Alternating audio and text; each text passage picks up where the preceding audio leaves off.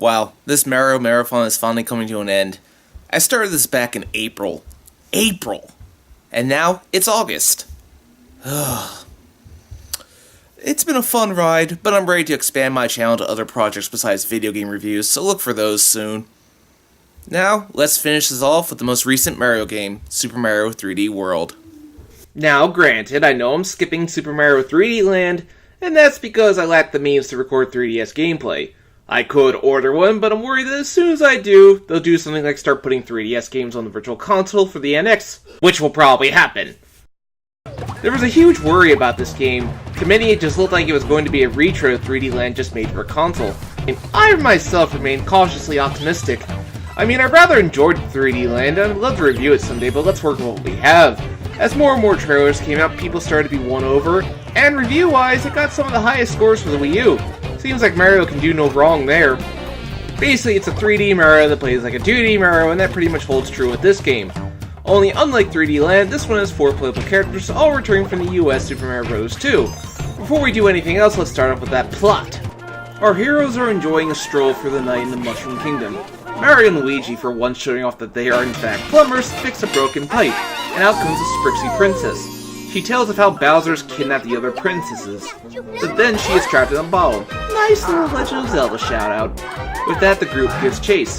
So you're pretty much thrust into an open map with which you run around freely to each level. This is a nice way to get to each world. So let's get this out of the way. Each level is huge and open. No doubt to complement the multiplayer format of the game. You have a run button this time, but I don't find it too intrusive. You can still do the long jump, which comes in handy as always. This time around, I find myself using the Nintendo Wii U gamepad, which I don't mind. It fits perfectly in my hands. The gamepad is required for certain aspects where you have to blow into the microphone to activate some fan pads. You can also use the Wii Controller Pro and Classic Controller if you so choose, but I usually stick with the gamepad. The format of the levels essentially switches back to a 2D mindset. You must get to the flagpole at the end of every level rather than getting a power star. Like I said, a 3D Mario game that plays like a 2D Mario game. But I will praise this about Super Mario 3D World. Every level feels fresh. Whether that's going through the rolling hills or riding on Pleshy, who is essentially this game's equivalent to Yoshi. Yeah, what's the purpose behind excluding Yoshi this time around? Oh well, maybe next time. So let's go into the power-ups.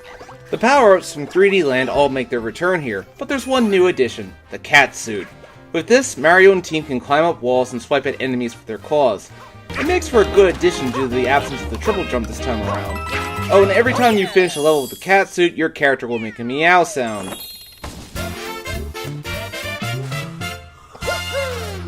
Creepy. You also have these new cherries, which multiplies your character. This power-up is a lot of fun, and you can do some real damage, but it gets kind of annoying when you have to slide your way down a flashing tile of floor. One thing I do like about the powers is that we are back to having them be available for every level instead of only being available for select levels. I like this, it gives a sense that these power-ups are extensions of your abilities and not a circumstantial thing. I hope future games rectify this as well. Though the goal is not to collect power stars this time around, each level does have 3 green stars for you to collect, and you need to collect a certain amount to unlock levels as you proceed. The green stars are not particularly intrusive, though there's also stamps that you can find. That's right, you can have a stamp collection, which seems to be Nintendo's equivalent to achievements and trophies. If you're having a hard time finding them, the Miiverse action allows you to see other players running through a level. They also post comments before you enter a level. I like this, it gives the game a sense of community that other Mario games didn't have. And if you feel it's too intrusive, you can turn it off if you so choose. Now let's talk about that multiplayer. Up to 4 players can play a level. This can get a bit chaotic. It's obvious the levels were made so big to accommodate for 4 players, but yet none of the levels feel barren, and that's very well done on Nintendo's part. I wish the run button wasn't mapped to the pickup button. Plenty of times you can pick up your friend and throw him to certain death. Although it would have been nice to have an online multiplayer option, I don't know why they chose to exclude it. This multiplayer can make later levels an absolute nightmare to play.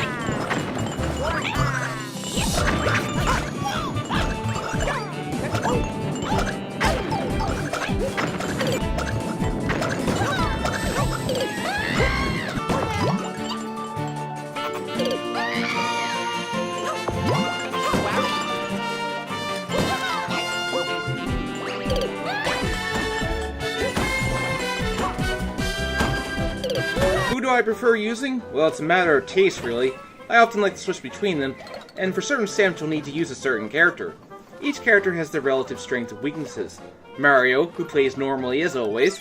Luigi has his usual higher jump but poor traction. Princess Peach, who is the slowest runner but can float in the air for a few seconds. And Toad, who is the fastest runner but the worst jumper. So all have their fair use and talent. I prefer Luigi, who has the highest jump of them all, but there's one more character we haven't talked about. We'll get to it. Also scattered for the game are Captain Toad levels where you control Captain Toad and walk around collecting green stars. This design proved popular enough that he got his own game. I haven't played it, but I'll probably give it a look. There's also these mystery houses which will challenge how you acquire green stars. It really highlights just how much they change things up in this title. So you go through each level, rescuing a different princess who will unlock the next world. You do so 5 times and you get to World 6 where the red Sprixie is. It goes as follows. You fight Bowser once again, this time in his cool car, you beat him as usual, and you finally rescue the last princess. All's well that ends well. Only this time...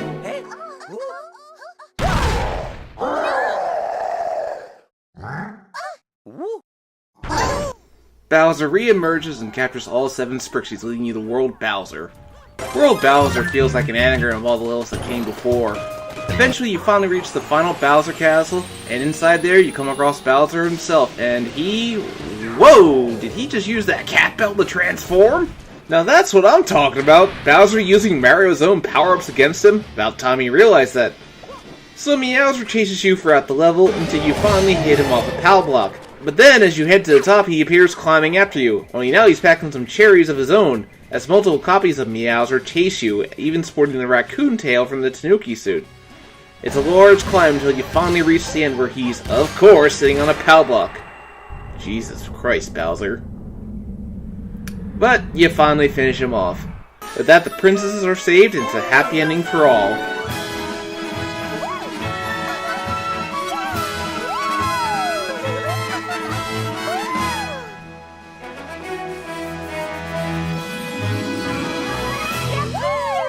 Of course, it's not quite over. Then you unlock the Star World, essentially serving as the special world for the game, and after you complete the second level, you'll unlock Rosalina.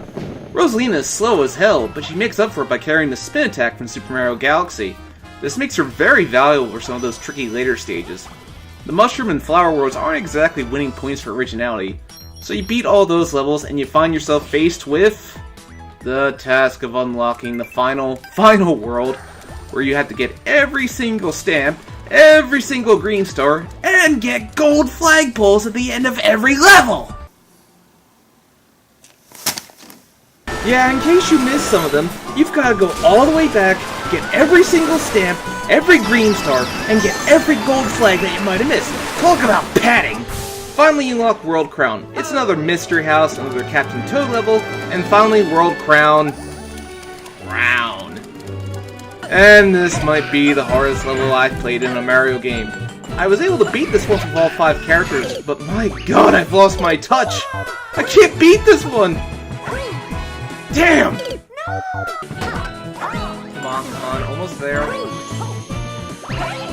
What?! That's not fair! Alright, I can do this. Alright, come on, Rosalina, you can... What?! Oh! Well, that's that. Nintendo, you make some great games, but enough with the unnecessary padding. Overall, what Super Mario 3D World does well is that it's creative and familiar at the same time. I wouldn't recommend playing it right after 3D Land, but it's a fun time if you have a Wii U. And with that, we bring this Mario Marathon to an end. Ever since his first steps in Donkey Kong to his beginnings in the Mushroom Kingdom in Super Mario Bros. To his first foray into the 3D world in Super Mario 64, Mario's been entertaining us with his spins and jumps. Sure, his plots are paper thin, barring a few exceptions, although they are dumbing even that down, but that's beside the point.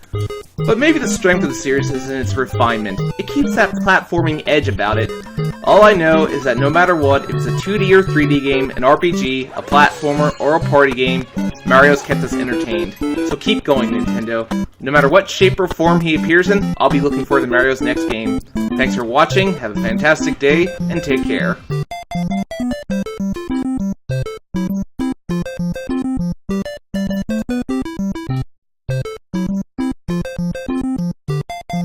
Hey, I hope you enjoyed the video. Want to see more? Hit that subscribe button. And if you want to see more videos, check out these videos featured here.